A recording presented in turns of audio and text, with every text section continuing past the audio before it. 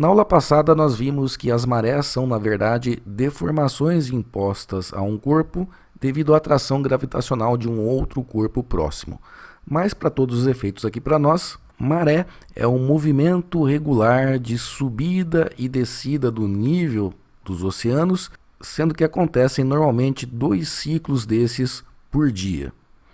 Então, um ciclo da maré é de aproximadamente 12 horas. A gente vai ver que é um pouquinho mais. Mas de forma coloquial, de forma simplificada, a gente pode dizer que dura 12 horas. Metade de um dia. A gente pode representar esse movimento de subida e descida das marés por um gráfico no tempo, em que aqui nesse eixo eu representaria qual que é o nível do mar e aqui eu tenho justamente o tempo, né? Então eu estou gravando aqui no tempo qual que é a variação do nível do mar. Agora, essa variação ela realmente não é tão bonitinha como nós estamos vendo aqui.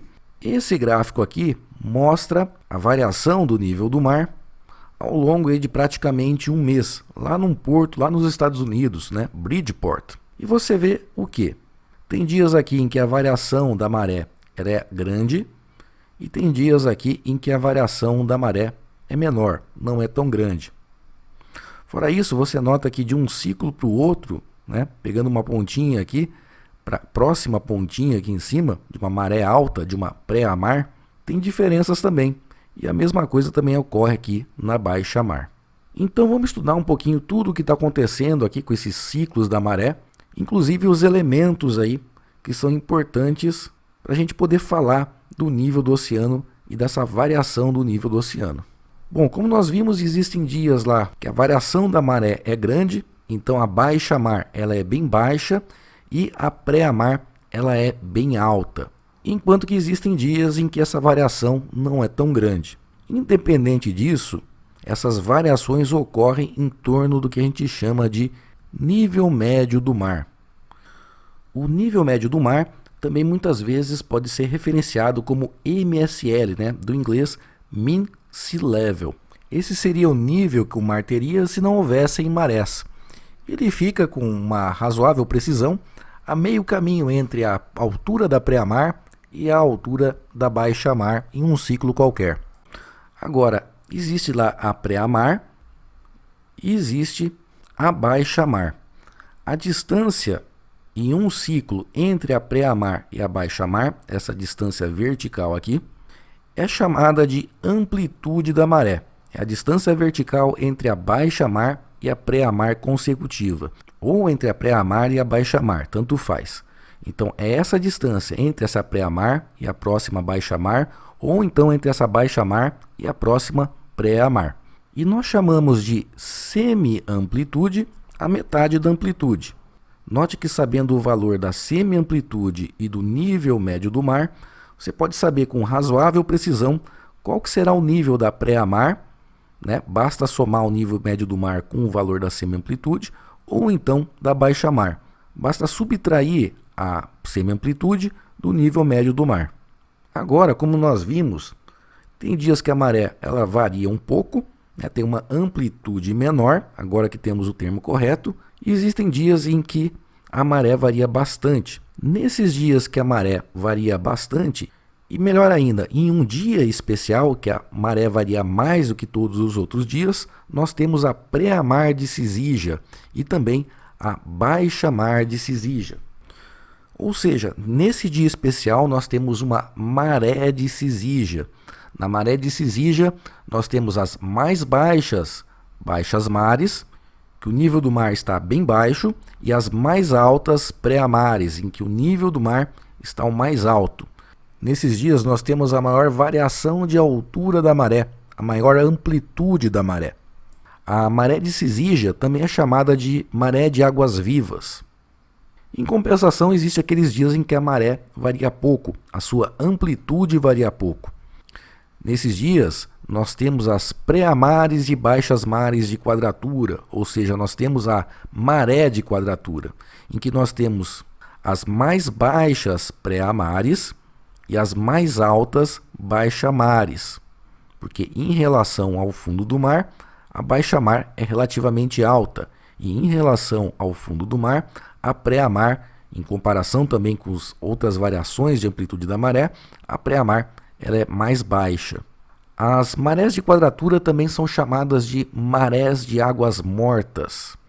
E nos outros dias, que não são dias de maré de cisígia, nem dias de maré de quadratura, aí o nível do mar vai se estabelecer em um ponto intermediário entre as pré-mares de quadratura e cisígia e as baixas mares de quadratura e cisígia. Vai ficar oscilando aqui nessa faixa.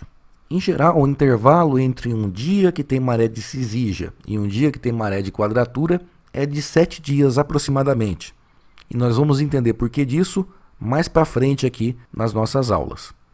Agora, ok, conhecemos a amplitude da maré, conhecemos a maré de cisígia, a maré de quadratura, o nível médio do mar.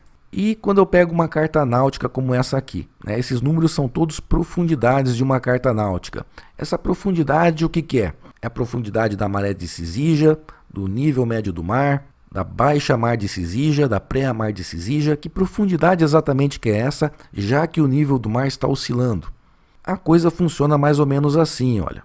O valor da profundidade aqui em uma baixa mar de cisígia, ele varia. Tem dia que a baixa mar de cisígia vai estar aqui, aí 14 dias depois, quando vem uma outra baixa mar de cisígia, aí o nível do mar é um pouquinho diferente, 14 dias depois também, aí muda um pouquinho também o nível, Isso aqui é tudo nível de cisígia, tá? Tudo baixa mar de cisígia. Então existe uma certa variação com o passar do tempo para o valor da profundidade nos dias de baixa mar de cisígia. Então o que a Marinha faz? Ela observa qual que é a profundidade nesses dias de cisígia e qual que é a profundidade da baixa mar de cisígia e faz uma média desses valores. Coleta vários dias de informação, faz uma média e aí consegue um valor médio para a baixa mar de cisígia, que digamos seja esse aqui. E esse valor é o valor que ela assume para a profundidade a ser cartografada. Esse valor aqui, que é a média das baixas mares de cisígia, é chamado de nível de redução. O nível de redução é o valor da profundidade que é adotado, que é informado em cartas náuticas, que equivale a uma média das baixas mares de cisígia. Então, pessoal, a profundidade que é cartografada, aquele númerozinho que a gente encontra em carta náutica, é na verdade essa distância aqui, entre o fundo do mar e a média das baixas mares de cisígia. E como a maré ela oscila, o que nós temos acima do nível de redução? Por exemplo, em um momento em que a maré ela está nessa posição aqui, nós temos a partir do nível de redução a altura da maré. Tá? Então isso aqui é a altura da maré que nós vamos encontrar, por exemplo, nas tábuas de maré. Então, para você saber a profundidade em um dado local, você tem que pegar a profundidade cartografada e somar com a altura da maré naquele momento para ter a profundidade exata naquele momento. Nos momentos das baixas mares de cisígia, exatamente na baixa mar de cisígia, normalmente a altura da maré vai ser 0, ou então um valor muito próximo disso. Então agora nós já sabemos o que são esses valores aqui de profundidade. Veja que é uma profundidade que tem uma certa margem de segurança, porque na maioria dos casos, a esses valores vai se somar ainda a altura da maré. Então vamos fechar um balão aqui agora e vamos juntar todos esses elementos que nós estudamos agora. Nós vemos aqui o nível médio do mar, que ele não muda, o nível médio do mar ele é constante. Nós temos também a amplitude, A amplitude o que é? A distância vertical entre a altura do nível do mar no momento da pré-mar e da baixa mar consecutiva. Então, essa distância vertical aqui separando esses dois pontos que eu fiz. Isso aqui é a amplitude da maré. A metade disso aqui é a semi-amplitude. E a Marinha, ela adota lá o nível de redução, que é a média das profundidades nos dias de baixa mar de cisígia, que estaria mais ou menos aqui. E veja, aqui foi um dia de cisígia e aqui também foi um dia de cisígia. Note aqui, porque nós adotamos uma média das baixas mares de cisígia, às vezes nós vamos ter uma maré passando um pouquinho para baixo do nível de redução. A altura da maré, se formos considerar o momento da baixa mar, nesse caso aqui, ela seria dada como um valor negativo nas tábuas de marés, por exemplo. Mas em geral, de forma bastante genérica, a gente pode afirmar também que no momento da baixa mar de Cisígia, a altura vale zero, a altura da maré vale zero, já que se não é zero, é muito próximo de zero. E falando da altura da maré, né, a altura é justamente a distância entre o nível de redução e a altura da maré em um dado momento, né? Essa aqui é a altura da maré, um H minúsculo que eu estou chamando aqui. Então, por exemplo, nesse momento aqui, ó, né, a altura da maré será justamente essa distância aqui. E abaixo do nível de redução, até vamos supor que o fundo do mar está aqui, nós temos a profundidade cartografada, a profundidade que você encontra em documentos náuticos.